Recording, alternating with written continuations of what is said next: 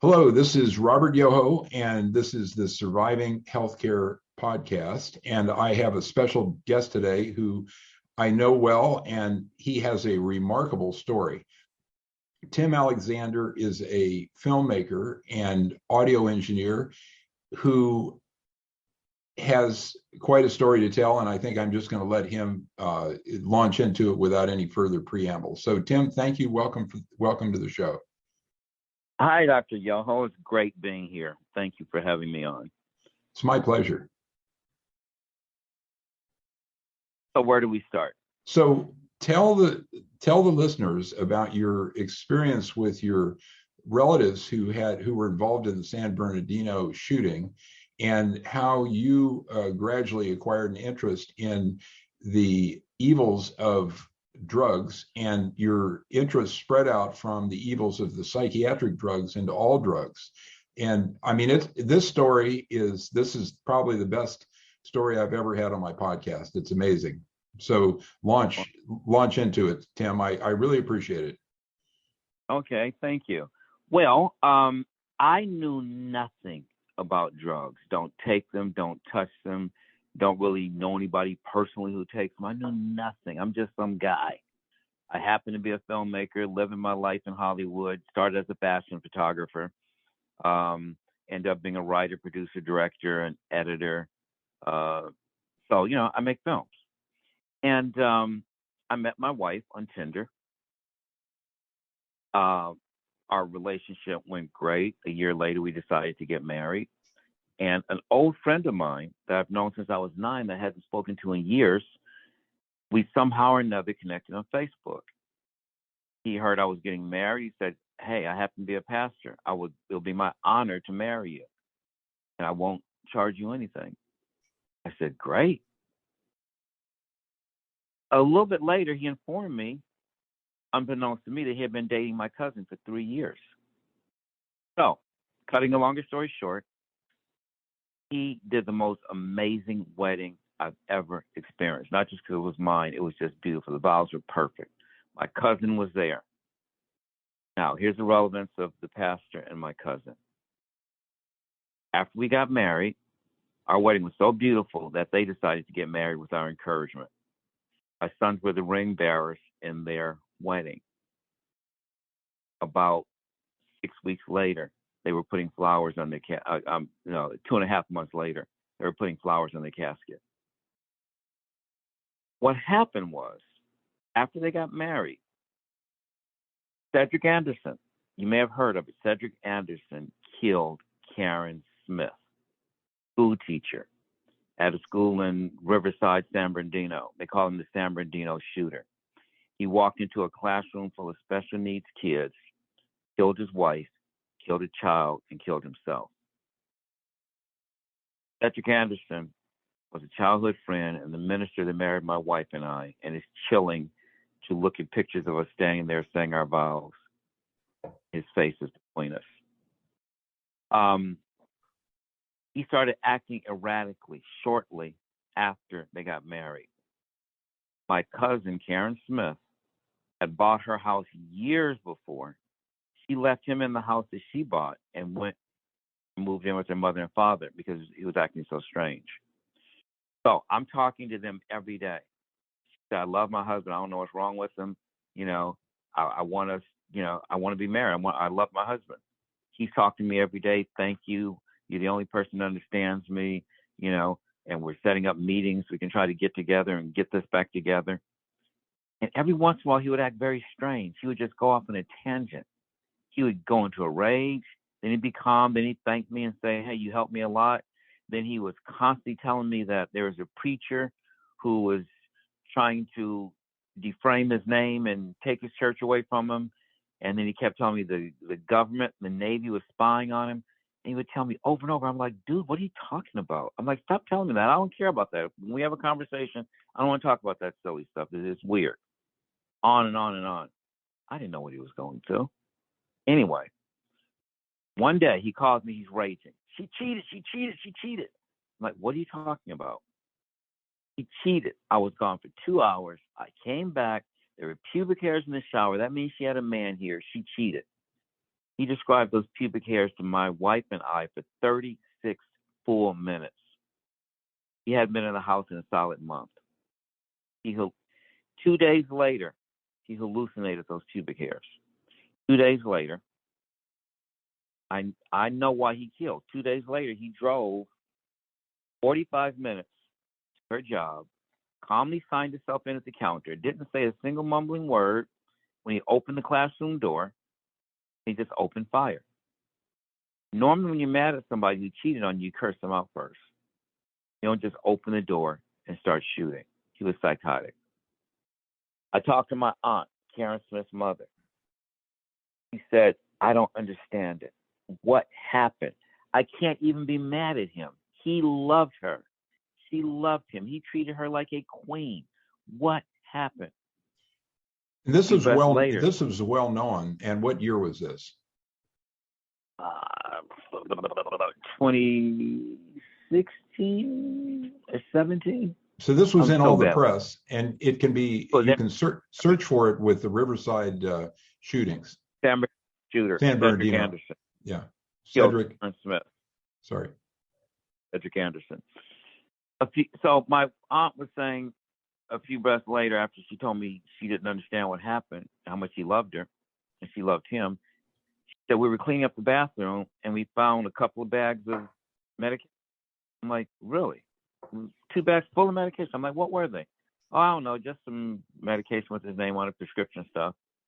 Found out what they were. 5 of the meds had 3 unifying characteristics. It made you irritable, which is what ran her away from him, because he was acting erratically. They make you paranoid. While he couldn't see her, he was wondering what she may be doing, and they make you hallucinate. He hallucinated the pubic hairs. 2 days later, they were both dead. I quickly said, there's a connection here. I'm a documentary filmmaker, not just a filmmaker. So I shot footage of both their funerals, started collecting things. I decided to make a film called Why Did It Happen? Why Did Cedric Kill Karen? I was going to show what really happened. I went to the school. I traced the route that he drove. I really dug in. And as I was doing my research, I had an awakening. I said, wait a minute, this is not about Cedric and Karen at all. This is about everybody. And I realized that this problem was a problem across the nation and across the world. I decided to expand it past them. And originally I was focused on antidepressants and antipsychotics. And I discovered opioids. And I was dealing with those classes. As I went further, I got introduced to benzodiazepines. And I added that. I added, every time I would run into another thing that people were telling me they were having problems with, I was saying, well, I have to investigate that as well. The most shocking was when I encountered fluoroquinolones and gadolinium. You know that a drug that you put in your brain that alters your brain's thought patterns and ability, could have some potential challenges. But an antibiotic, you would never suspect that an antibiotic can do the damage that it actually can. Those antibiotics are fluoroquinolones, Cipro, Avelox, and Levaquin. So just for the listeners, all the psych drugs go into the brain, which is quite unlike most of the other drugs. I don't know about the fluoroquinolones. Do those cross the blood-brain barrier and go into the brain also? Here's the interesting thing. They took a quinolone, which was formerly used as an experimental cancer treatment that didn't pass the muster, and they mixed it with a fluoride component, which is where they get fluoroquinolone. The fluoride allows the quinolone to cross the blood-brain barrier. It causes psych issues, cognitive issues, suicidal ideation. It causes everything the psych drugs do, plus. It also damages the body. It damages the aortic artery. It damages, it ruptures. Your tendons rupture. people have told me their tendon just snap and roll up in their calf like a ball. One woman said she had her tendon snap 3 times. And again, for the listeners, there was a black box warning, which is a severe warning put on fluoroquinolones for that reason. And I don't think that they mentioned the site problems. But it's had a lot of problems with tendon rupture, including Achilles tendon rupture, which is a severe problem. Orthopedists are well aware of this. And we've all been much more cautious about fluoroquinolones since that black box warning went on them a few years ago. But before that black box warning, these little nasty suckers were given out like candy. It was the darling of the doctors. Yeah, I used them frequently because the allergy rate was so much lower than any of the other ones. And they gave them out most commonly for urinary tract infections. Women have been damaged by fluoroquinolones 5-1 over men because they're given fluoroquinolones 5-1 over men. The term that people use when they've taken the fluoroquinolone is they call it being floxed. Floxxed. Floxxed. Yeah. And they destroy your life. They go in, and it takes 0.6 seconds for them to start reacting with the body. They open up the DNA, and they enclose themselves in the helix of the DNA. They destroy the mitochondria. They destroy the gut flora. And you can't digest your food correctly. You can't extract minerals. You start having cognitive issues. Your eyes get blurry. Your heart, any system in your body. It can be in your knees. It can be in your hips. You lose your ability. Some people can't walk. Their bodies swell up. Then they start giving you psych drugs to help you deal with it. And that just adds to the problem. Now, I know I'm skipping around a little bit, but let me go back and explore. I can, just to put all this in context, we now have 50 to 70% of all Americans on medications. And Tim describes how he first started learning about the psychiatric drugs, which have no sugar pill control trials and are tremendously toxic and addictive, which I described in my book, Butchered by Healthcare. And then he moved on and realized that all these other drugs have tremendous problems too, and many seem to be a net loss in the way they're used anyway. They're not used artfully, they're used indiscriminately on many people, leading to this 50 to 70% figure. So sorry to interrupt you, Tim. Go on with your story. It gets more horrifying. Yeah, fluoroquinolones are a special kind of evil. When a person's been damaged by a fluoroquinolone, there is no recognition whatsoever by anybody in the medical community in an official capacity that these drugs cause the problems they do. There's a black box warning, but there's no diagnosis for fluoroquinolone damage. Now, the people who are floxed understand it very well. When they go to their doctors look at them in the face and say, I never heard of that. They've given these to 10,000 people, but you never heard of anybody having a problem. No, they don't do that. 10,000 is very conservative. They've given them to millions of people. Yeah. To millions of people. And everybody says the doctors do the same thing. Their eyes roll up in their head and they start looking around the room and looking at the ceiling or looking away or walking out the room. Anything to escape having to face the reality that they have no understanding of treatment besides giving out these horrible drugs. Before we get into this, let's establish your bona fides, your background, your understanding, and your kind of experiential credentials about this whole thing by describing what you did next. Can you bring me back to that? Let me finish the fluoroquinolone while I'm sorry. Go ahead. I don't mean to interrupt you. So when a person is damaged by fluoroquinolones, the doctors tell them, well, let's start back to the history, and I'll tell you what the doctors tell them. Fluoroquinolones were used as a chemotherapy treatment, didn't work out. They then started using it for anthrax.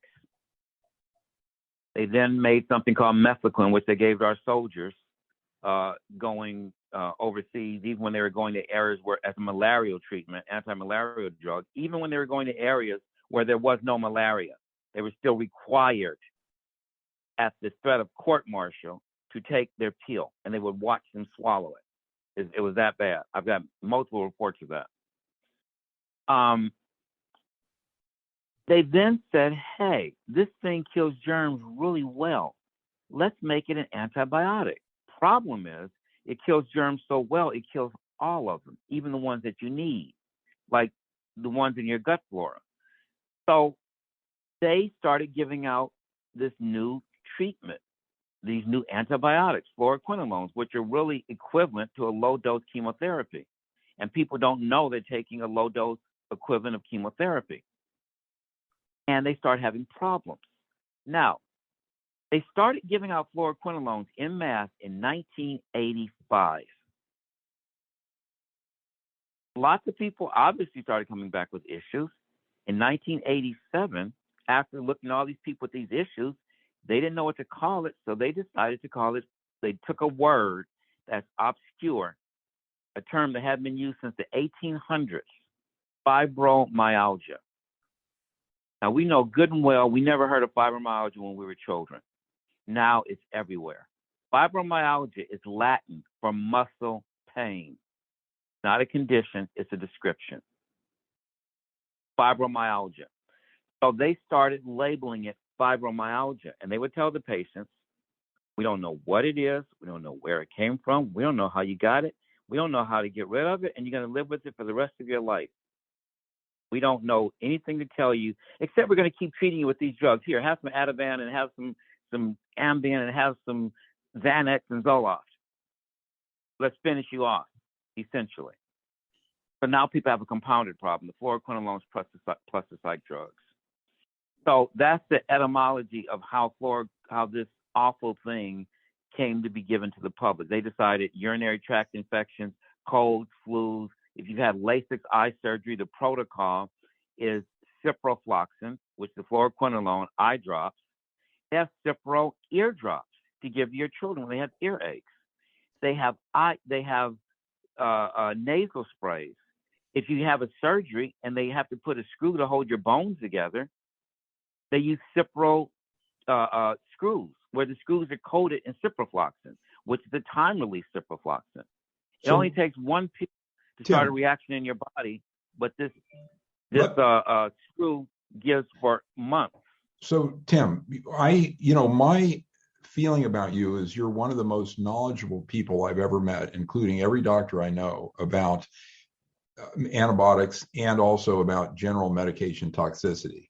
But I want to take it from the start and establish how you acquired this this expertise from essentially ground zero, which is, it's an amazing thing. I've never met anyone like you who essentially is entirely a layman in terms of, doctoring and medicine and so on and so forth. But tell my audience just what happened next and how you came to interview tens of thousands of people about the whole thing. So we know your motivation. Your relatives essentially were murdered by the SSRI class antipsychotics and probably some atypical antipsychotics. They just went crazy and this thing happened. But tell the story about how you acquired your expertise, and then we can go into any of the medications you think are most pertinent. Hey, Rip, got it. So I'm flattered by that. Thank you. And also, I'd like to add to that, I've never actually met a doctor, which is shocking to me, that didn't say the same thing that you just said. They said, you know more than me and anybody else I've ever met. It stymies me that doctors don't know because they're not taught it. Tim did not read the medical literature. He spoke to thousands of people. Not just that, they don't want to look because they have no other standard of care. If you were to tell them what those drugs really do and they couldn't give them to people, they wouldn't be able to do anything. So it's a real catch-22 that they're stuck in. So I started. I'm an African American. Grew up in South Central Los Angeles in the hood. I'm a high school dropout. I taught myself to be a locksmith first, and I taught myself to be a fashion photographer. I traveled the world as a fashion photographer. I taught myself to be a makeup artist and did hair and did clothing styling.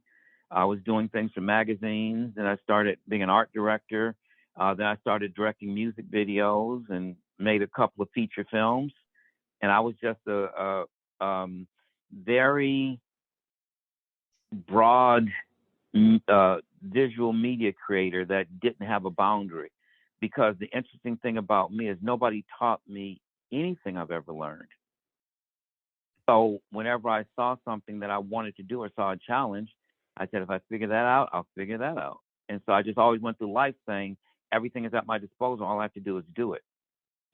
So that's the way I've gone through life. So when this situation happened, I knew less than zero about this topic. I didn't even go to doctors. I hadn't had a doctor checkup maybe in 30 years. I just never go to the doctor. So I knew nothing. And I did a lot of research online. And I'm a research junkie. I have a super powerful computer.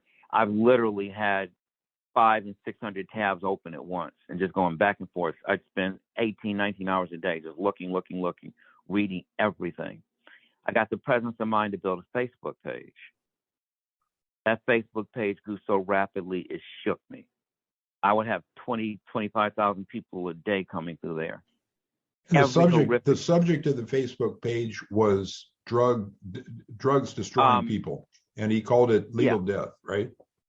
No, legal death in drugs we trust. That's all. Legal death hyphen in drugs we trust.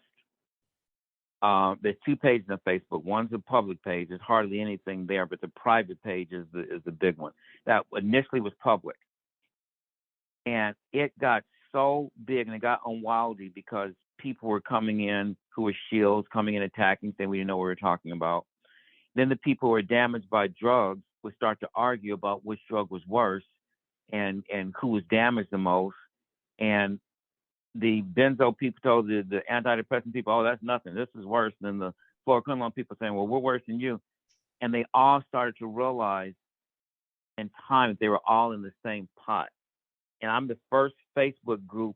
There's literally hundreds and hundreds and hundreds of Facebook groups that are private where people are discussing their damage from pharmaceuticals.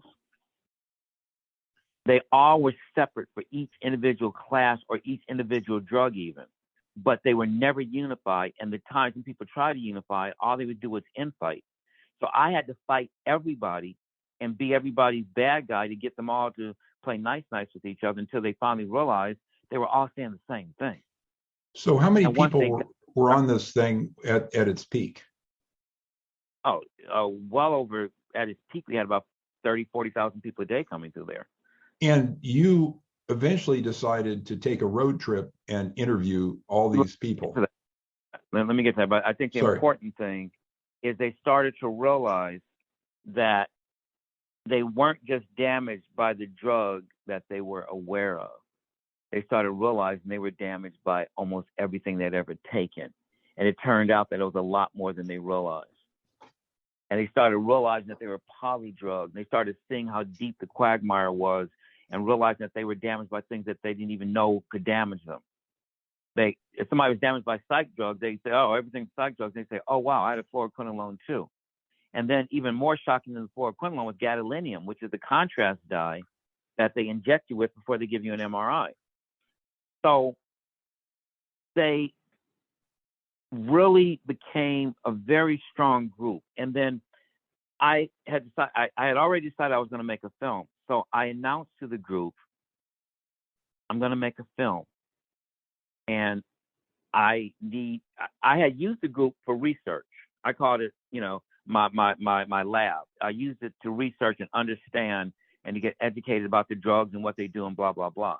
So then I put up a map of the United States and put a red line that went from LA up through Oregon and Seattle and across through Idaho and Utah, all the way up the top part of the country through the South, then up through the Midwest, Canada, then dropped back down and went all through the South, all the way down to Florida and back up.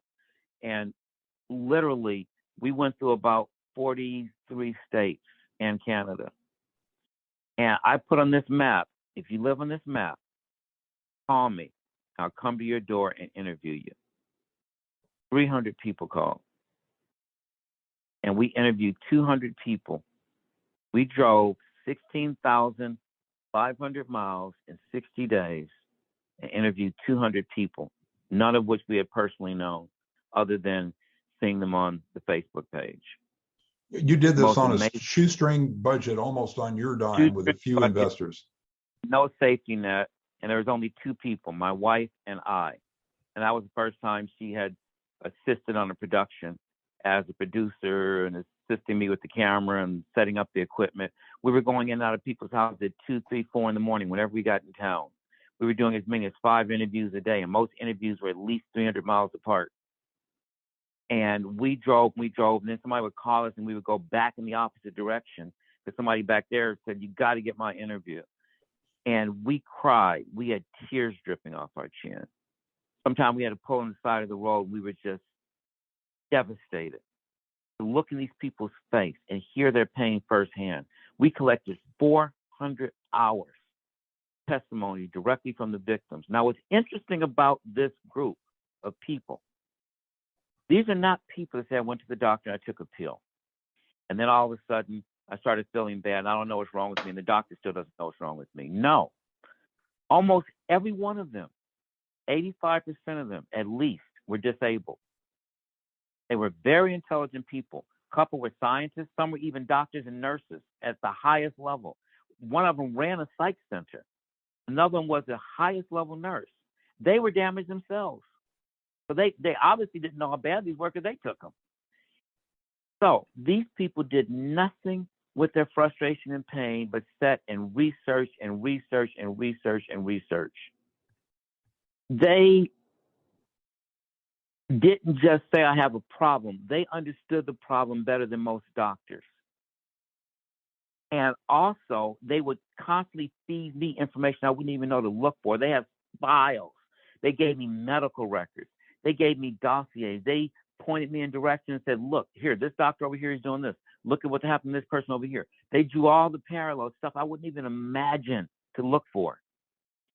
And my brain kind of works like a little computer. So I was able to take all this information and swirl it around and feed it back out to the point where I even made this group understand things they never saw.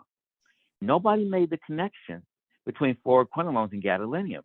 I kept saying the fluoroquinolone people and the gadolinium people sound exactly alike, and what they say happened to them after they were damaged by the effects of these drugs. Sidebar: gadolinium is a contrast dye that's made up of metal called gadolinium in a liquid substrate. It's a very fine metal, and it's the most magnetic metal on Earth. And when they pump it in your body, it's supposed to illuminate from the radio waves, the magnetism, so the doctor can see your organs better, so they can try to diagnose what's wrong with the person's body. They say it chelates, which means that after a certain amount of time, your body rinses it out. Basically, you're supposed to pee it out. It doesn't chelate. It doesn't chelate at all. What it does, you're going to take the most magnetic material on Earth. It gets heated up by the electromagnetic energy, and the magnet pulls it in every direction into the soft fiber tissue of your body. This is during the scan. During the scan. And it burns. The level of small tissue damage and neuropathy that you get is staggering. And it doesn't go out. It makes your body so it can't, it makes calcium calcify around your bones, and your body can't absorb calcium, and it causes all kind of problems. Your eyes get blurry. It gets in the retina of your eyes. It gets everywhere in your body. It goes through your bloodstream, and anywhere your blood goes, it goes. And then, so again, I want to repeat that Tim has interviewed tens of thousands of these people, and he continues to moderate the Legal Death Facebook site. So his experience eclipses anyone's that I've ever heard of.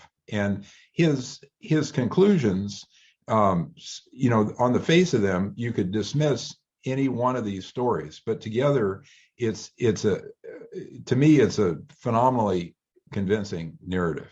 Thank you. And just to land that last point I was making, here's the parallel that nobody saw. And these people have been fighting with these things for 20, 25 years. And here I am, Johnny come lately. I'm about a year and a half into looking at this thing. And what I saw was if you're given a fluoroquinolone and the doctor can't figure out what's wrong with you, what's he going to do?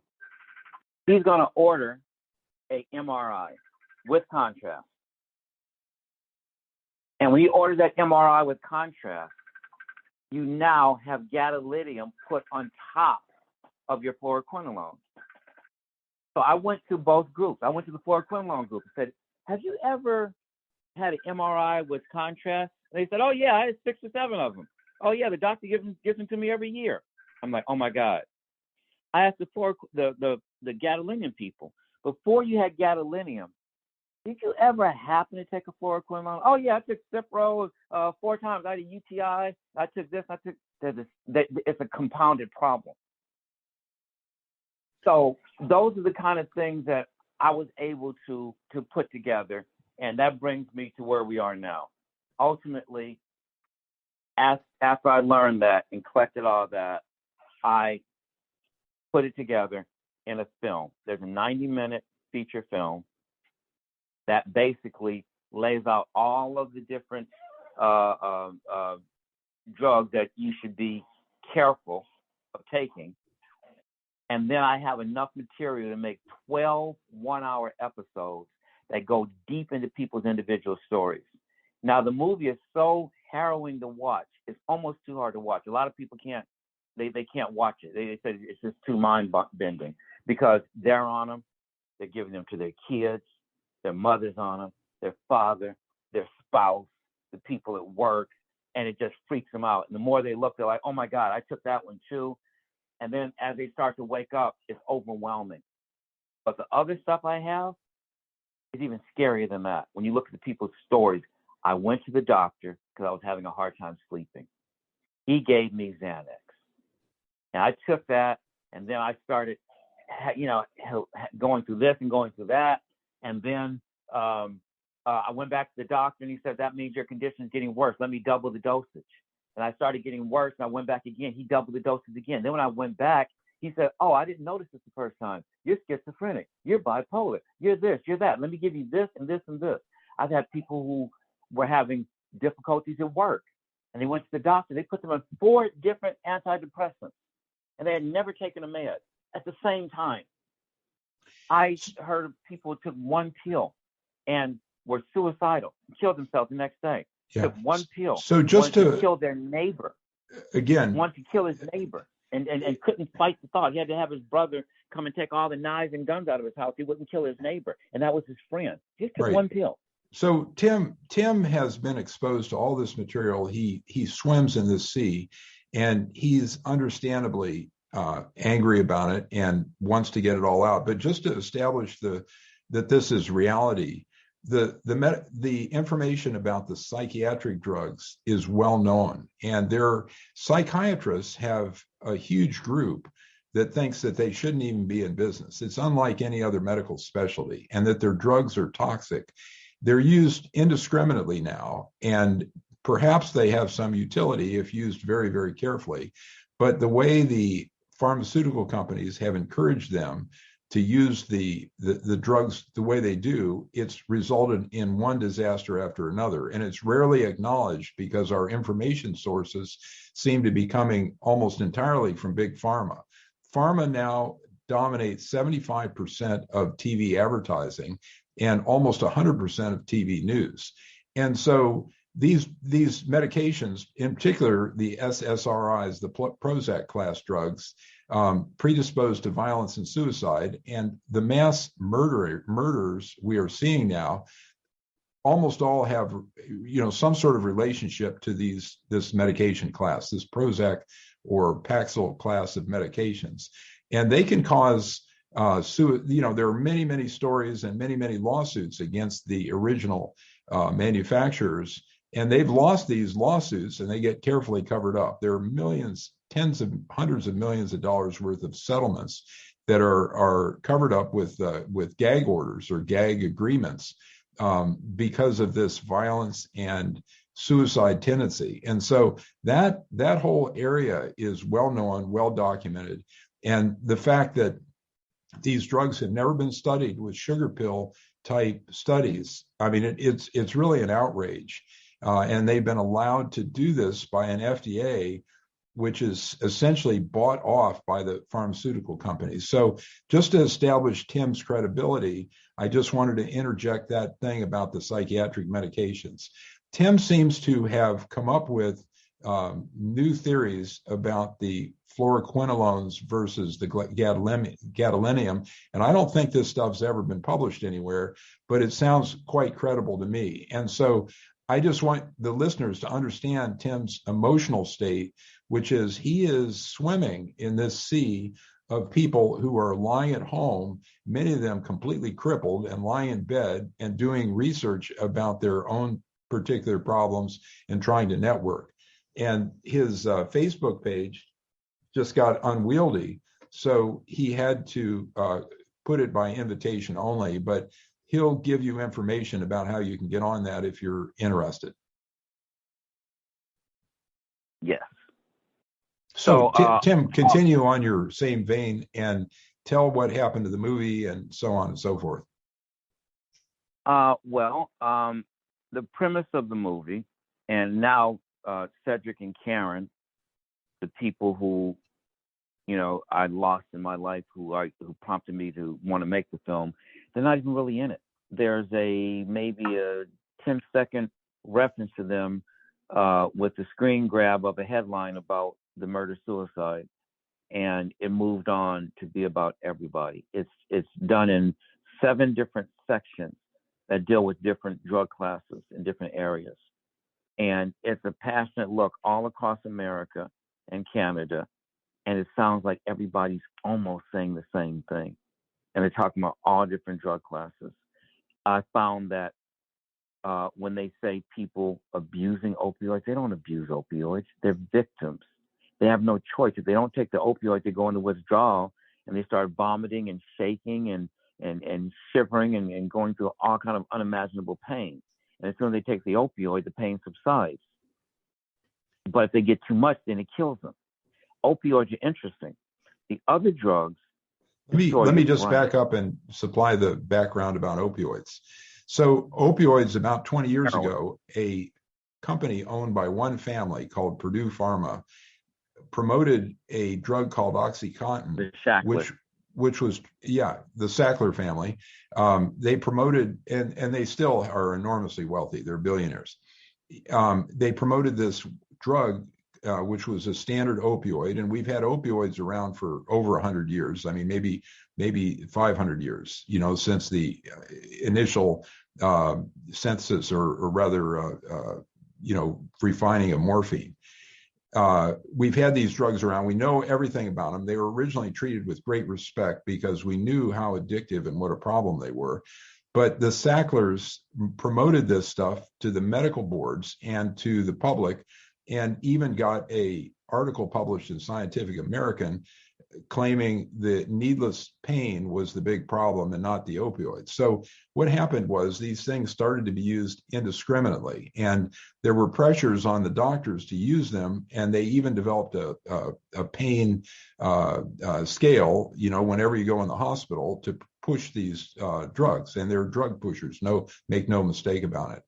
But the problem is that when you expose the entire population to opioids, a certain percent of us are tremendously vulnerable, perhaps 3 to 5%. And those people, once they get a taste of the stuff, they are opioid addicts forever, and they think of nothing but opioids. And if they ever get any more, they just start seeking the opioids and stealing money to buy opioids. And the medical boards finally cracked down on it, but by that point, we had Mexican black tar heroin, which was sold on the steps of the pill mills, which originally gave out all this stuff. So it became a tremendous evil. Hundreds of thousands of people a year were killed. Hundreds of thousands of people were killed. We'd never seen anything like it. It was a far bigger disaster than Vietnam or other wars, and it continues to this day because once these addicts have been established, it's very hard to get rid of them. And I mean, the story gets even worse. I mean, they've come up with things that are supposedly helpful to take long term, but they're even worse, more addictive than the opioids. One is called Suboxone. But anyway, that's a quick background for Tim's story about the opioids. Yeah, gabapentin is one of those alternatives that's even worse. I like to make a correction. They actually don't seek the drugs because they want them. It ends up that they need them because they perceive they perceive pain relief when they take the drug, when actually they're actually having a relief of their addictive feelings. That's not quite accurate. They actually are in pain. They're not perceiving it. They're wreathing in pain and they're going through withdrawal, and it's intolerable. And as soon as they take it, it subsides. It's not they're imagining it. That's actually, pain is real. They're going through it. I've talked to enough of them and looked at them and really had them explain it. And it is very clear in the way they articulate it. This woman said, I don't want to do this. She said, I don't want to be looked at as one of the lowest rungs of society. She said, I take this so I can get up and just function, so I can get my daughter ready for school and make her breakfast. If I don't take this, I can't function. And she said the opioids are too expensive because, and they won't write prescriptions. So now she has to get heroin off the street because it's pretty much exactly the same thing. But she said the way it started, the doctors were giving her 180 promethezones, 180 Vicodins, and 180 Loratabs a month. The orthopedists were notorious for addicting people to these things. It started with the tooth extraction. And so if the doctor gives them to you, you think it's safe to take them, and you think you're supposed to take them. But then once you get hooked, I call it involuntary addiction. They were never told the dangers. They were never told they could get addicted. They were never told how to monitor. Here, just take these. Go have fun. And then once they get to where their body has a dependency, where their body, their brain, their existence needs this to even function at all and not just be a lump of jelly, they have no choice but to take it for relief, not for feel good, for relief. As far as I can tell, most people are not susceptible to this and get off of these medications, don't perceive them as pleasurable. But for the ones that are, it's a real mess. A quick side note about... Dr. Yoho, that's not true. That's not true. Most people who are on them, very few are doing it for the feel good. They're actually doing it because their body has created a dependency on that to balance itself. And it's very tricky. And I thought they were doing it because they liked it too. All of them said they don't like it. They're like, I don't want to die. I don't want to rot my teeth out. I don't want to fall apart. They're like, I can't not take it because of the pain. And so that's a very different thing. And also, most people would be susceptible to the damage of opioids. Now, with psych drugs and some other drugs, from my research, about 40% of the people cannot metabolize the drugs and have problems, about 40%. But the doctors don't do any tests. The doctor doesn't know, and you don't know if you're a part of that 40%. And the 60% that tolerate the drugs okay, they still have niggling problems to a lesser degree, but they can often be affected in some ways, just not at the point where they're devastated. I always learn a great deal. I always learn a great deal when I talk to Tim because he's focused on this for years to the exclusion of almost anything else. I was not aware that gabapentin. I focus on what these things do to people. Yeah. I was not aware that gabapentin was used to treat opioid addiction. Not to treat opioid addiction. They started using gabapentin as a replacement for opioids, and they started seeing that people were having problems with opioids. And so when they substitute it, you can almost say it's semi-like a treatment for opioid addiction, but it's not to stop the opioid addiction. It's to say, stop taking this, let me give you this instead, because they somehow or another convinced people that, I remember I have backaches from time to time. I remember I used to hear these ads. You shouldn't feel pain. You no longer have to feel pain. Come to so pain treatment center. We can make all pain go away. That was the beginning of the opioid thing. They promised people this utopia of no pain. The reality is in life, physical organisms, including animals, they experience pain from time to time, and sometimes consistently. If you hurt yourself, you hurt. And the pills can't fix it. They can only numb the receptors so you can't feel it at that moment. But the damage they do in the process of doing that is almost not worth it. I know people who are damaged by drugs before, like opioids or other drugs, who are so refusing to take drugs. I've met people who have had back surgeries with nothing but Tylenol because they refuse to take an opioid. That's how fearful they are of the power of that little pill. And rightfully so. Almost anybody. Yeah. They can get almost anybody. If you take more than a certain amount and they saturate your body, I don't care who you are, the opioids can get you. Now, you may survive Xanax, but those opioids are going to get you, and they're very hard to get off of. The gabapentin is a drug that was approved for one or two things, including post-herpetic or post-zoster pain, and it has come to become used for 50 or 75 different supposed indications. And it has many, many complications, including anxiety, depression, and even suicide. It's an outrage that we allow this thing to be used so indiscriminately. The anesthesiologists love it for some reason. And it started as a horse tranquilizer. I didn't know that. It's been proven to have zero efficacy in any area. It doesn't work at all. The original studies about the post-zoster or post-herpetic pain were questionable. The commentators didn't think it was enough to suggest the drug should be approved, but yet they studied it and marketed it for all these off-label indications, which is legal, but it's highly questionable. I mean, it's not a good drug. Yeah, and it doesn't help anybody, but what it does, it causes a lot of nerve damage, a lot of neuropathy, a lot of the same type issues that most of these other drugs cause. And, so, yeah, I'm very passionate about it. I'm also very tired. I've engorged myself with this so much that, it's become very life-draining, and it's a message that I wish I can get out, and I'm frustrated because it's very difficult to get the message out because, as you know, those airwaves are controlled by the commercials that you see, and we know which commercials those are, to the tune of billions of dollars a year.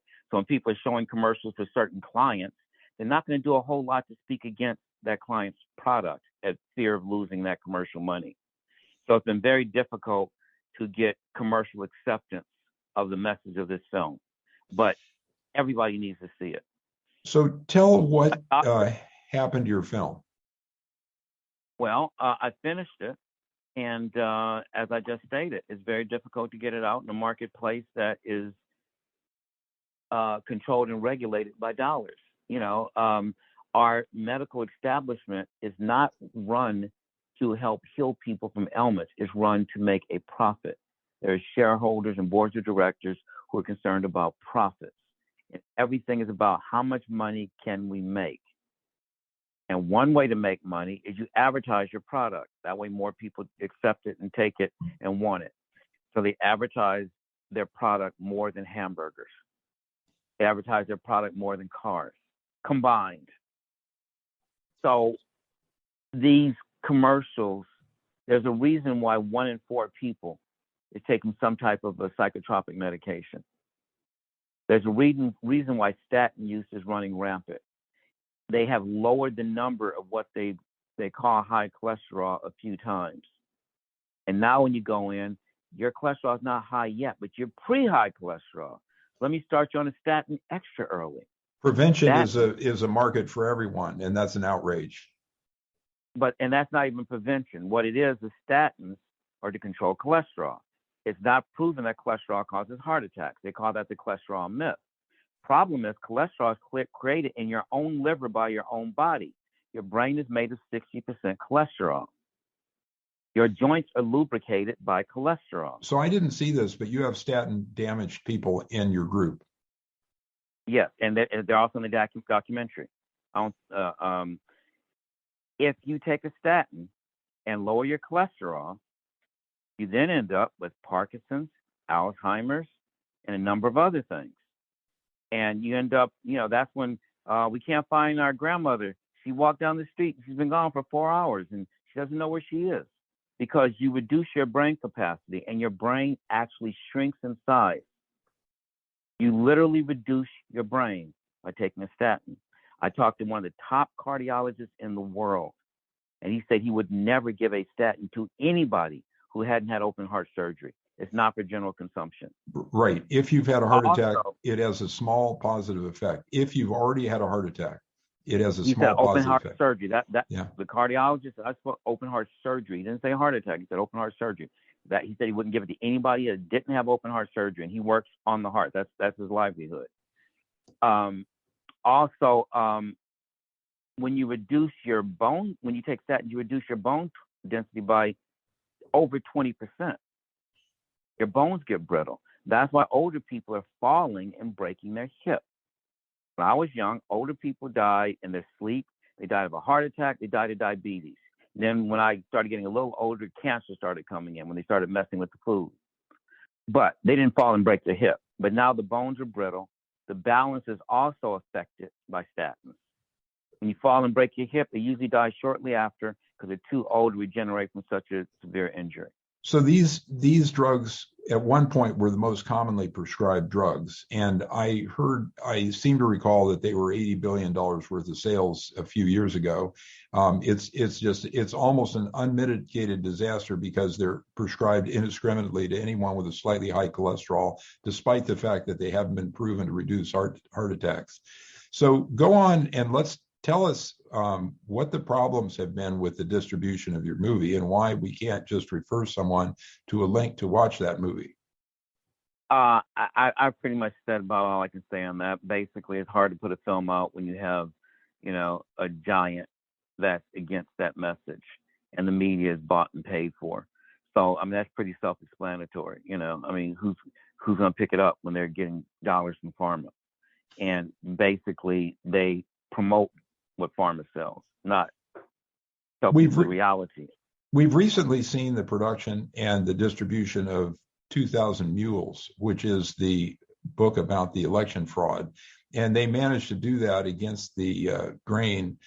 Is there any hope that we can find some method to get this film out there so it can be seen? I watched the film. I was very impressed. I was very impressed by the production qualities and the narration and the whole thing. I mean, you hired a professional narrator who was absolutely at the top of his game.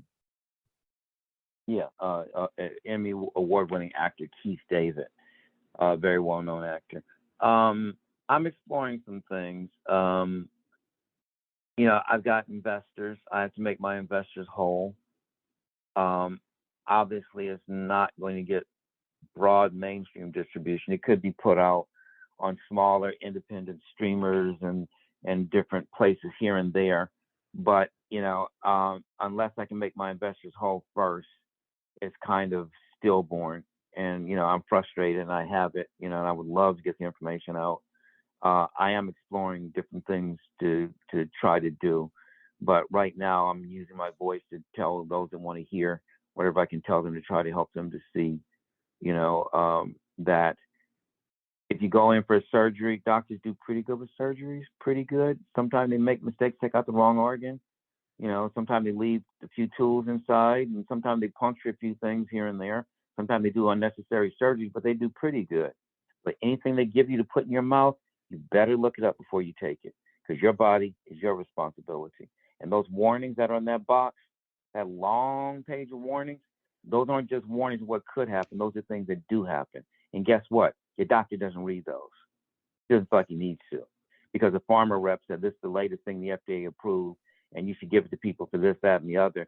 And if you can think up something else, you can try it off label and see what happens. So it's very dangerous. Anytime you can go on the internet and find a support group for a particular medication, you may want to really think twice about taking it. You don't find a support group for aspirin, but you will find one for Zoloft and Xanax and Paxil and Ativan and Advil and not Advil, Adderall, and so on and so forth. And now I'm not giving medical advice. I'm not a doctor. I don't know squat. I just know what people told me. And to me, what people tell me when I look in their face and see their pain carries a little more weight than what people don't tell me, like what doctors don't tell you about the potential damage. Doctors have even been, I've been told by so many people I can't count. The doctor said, I'm going to give you this drug, but don't look it up on the internet because it's going to scare you. You're going to read a bunch of stuff about all these horrible things that happen, but don't worry about it. Just go ahead and take them. That's what I've heard people say Tim, over and over and over. It's a horrifying story, and I have a great deal of respect for what you've gone through. And I think this is probably, when you look back at the end, you'll think that this was the most important work that you've done in your lifetime. And we do want to get this thing out there, and I'll do everything I can to help you with that. Are there any other places that people should look? Do you want to state the name of the Facebook group and the other? You can go to Facebook and look up Legal Death in Drugs We Trust. Legal Death hyphen in Drugs We Trust. There's a private group. The public group, not much going on there. The private group is where it's really that's the elite part of the group. I let a few people in from time to time. If you look on the internet, you can find a trailer floating around here and there. There are some trailers on Facebook. There is a legaldeath.com website, but there's no place currently where you can see the film. When it becomes available, I'll make noise from the mountaintop, so you should be able to be aware of it. But right now, there is no place to see the film, nor do I have any projections of any place to see the film at this time. But again, what I'm saying is just me speaking from my passion, from my experience, from the stories of other people. And this is a good time to. I'm not a doctor. Yeah. And consult your doctor and check with him and ask Right. him about what I said and let him tell you what to do or not to do. This is a good time to insert the standard disclaimer that this is not specific medical advice about your individual condition. Use this information at your own risk. And if you have a problem, you need to consult a licensed provider. But that said, you better do your freaking homework. Some people tolerate the drugs just fine. But if you're one of that 40% that doesn't, your life is going to disintegrate. Also, another important thing, if you're concerned about anything I said, do not hear me above all. Do not just stop taking them. You're going to withdraw and want to kill yourself within days. You cannot just stop these. Your body goes into shock. Your brain goes completely psychotic. Your everything, akathisia, tardive dyskinesia, all kind of things. You just break down. Some drugs, it takes as long as 5 years to wean from a drug, as long as. And if you're on 4 or 5 years of medication, you have to wean from each one separately from the other. The psych drug people been on drugs. The psych drugs are brain damaging, and the best single reference for them is Robert Whitaker's Anatomy of an Epidemic, and that's 10 years old, 10 years or 11 years old, but it holds true for today. And you can get that on Kindle. It's inexpensive, and you can find out what's going on with all these things and why they are suspect at best and tremendously damaging at worst, and how addictive they are, and so on. Yeah, and I've met people 35, 40 years on these drugs. I've met people who take 35 different pills in a day, not just different ones of the same, 35 completely different pills in a day. They're just so polydrugged. It's insanity. We never studied two drugs together. We never studied two drugs together. We only struggled. But they give them together all the time. They give them together. The nursing homes are filled with people who are taking 20 drugs at a time. And they have no idea what that effect is. So protect yourself, protect your family, do your research on top of what your doctor says, because you do have a right to go and do research. I found this stuff out. You can find this out, make your own determination, and consult with your doctor and see what he thinks, and see if there's a better way to do it, and see if they can find some way to give you a little bit and see how you react. And if you react, discuss with him about maybe you may not want to continue or something, and get his advice and see what he says about that. But here's one other big important thing. Almost everybody I interviewed said when they were first given the drugs, the doctor said, do not miss a single dose for the first 8 weeks. That's how long it takes for the medication to take its full effect. And they admonished him, do not miss a pill for the first 8 weeks. Comes to find out that 8 weeks is exactly the amount of time it takes for your body to get a full dependency. So they lock you in from the beginning. If you're taking it for 6 weeks, you may be able to get off relatively quickly and relatively easily and relatively unscathed. Once you cross 2 months, 3 months, a year, it's almost impossible to get off. It's very difficult to get off the SSRIs. It requires tapering doses, sometimes for years. Tim is referring now, I believe, primarily to the psych drugs, and that's the general instructions about how you're supposedly should take the psych drugs. For more background about medications in a general way, with less detail than Tim can supply, look at my Butchered by Healthcare, which is a book that's available on Amazon. For the Kindle versions, I think it's only $5.